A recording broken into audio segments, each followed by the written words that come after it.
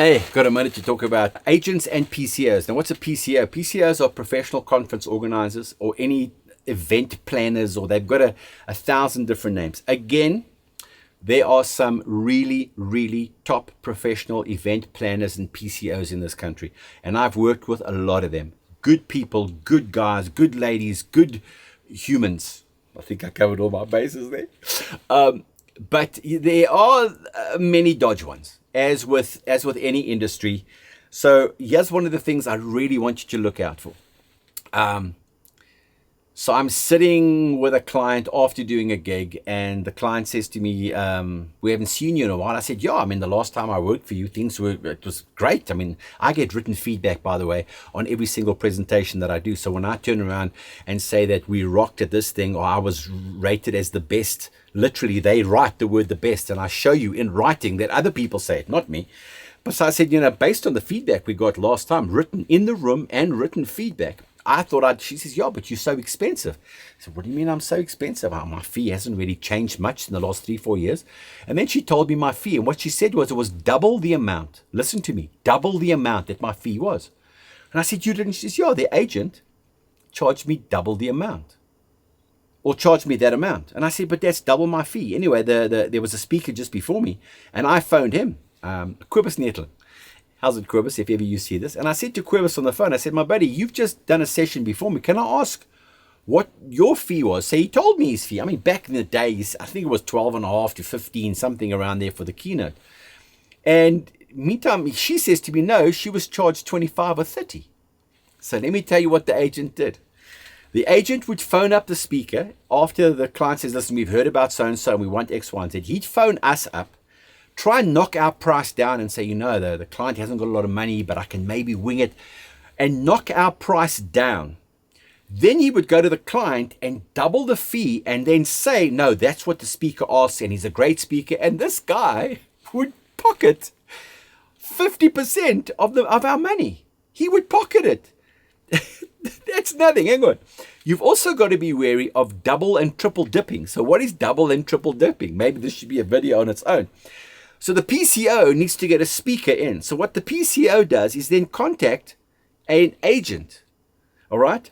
And then the agent contacts the speaker. The speaker then says, this is my fee, and then gives that to the agent. And the agent puts a markup on 20% or whatever it is, then gives it to the PCO. The PCO then puts a markup on the markups and puts it into her costing.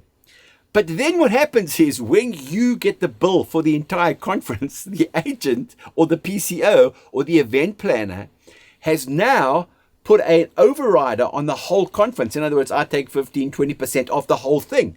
So in other words, there is commission built on commission, and it's all hidden. It's all, you can't see it.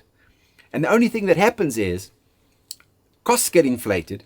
Speakers, PCOs, and agents all get a bad name. And who ends up losing? The client loses. And when the client loses, because in that case, the client actually finds out now, unfortunately, the industry looks like it's a bad, dirty industry. I've always said, when the industry wins, we all win. Okay? So here's the thing. Should you use PCOs? Should you use agents? Listen, it's your choice. You can, if they add value. But what we started doing because of people like this, oh, by the way, and agents who don't pay the speakers, do you know when you phone the agent up 3 months, 2 months after you've done the gig, and you say to the agent, well, why haven't I been paid? Oh, no, the client hasn't paid me.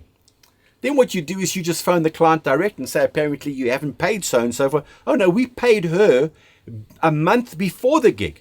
4 months later, you haven't been paid. Or what about the agents who have got gambling problems? And when the money comes into the company, they go straight to Monte Casino and they blow all the money.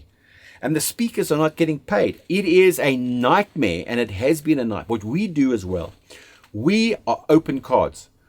Whenever you see any agreement, and by the way, this is to speakers who are watching, whenever there is an agreement from a PCO or third party that says terms and conditions of this agreement cannot be shared with anybody, and it's good, run a mile. Don't sign those things. If the PCO is hiding something, they will hide it and say you cannot speak to the client. I say, if you book me and you want a commission, which you absolutely can have a commission, and I'm not going to tell you how much to bill, but I'm going to tell the client that. I'm going to say to the client, my speaker's fee was this, and we put X amount on as a commission for, or we took X amount off a commission. You know, if you play open cards with clients, if you play open cards with speakers and PCOs, if you play open cards, you'll have longevity and people can trust. So all I'm saying, this one is really about that. Be careful of people who add on costs, who don't pay the money out when they should be paying it out, who leave people hanging. You see the one agent who keeps the money in her account. Let's look at it. You've got 5, 6, 10 speakers, the full speaker's fee left in your account for 3, 4 months. You're earning interest on that money, and then you begrudgingly pay it out. Or the other guy who just blatantly, dishonestly marks up things and knocks you down. Or the PCOs and event planners who add things on in the background. Our contracts are absolutely clear. You want commission, we pay you commission, but we're telling the client. You want to take the amount off, take it off, but we're telling the client.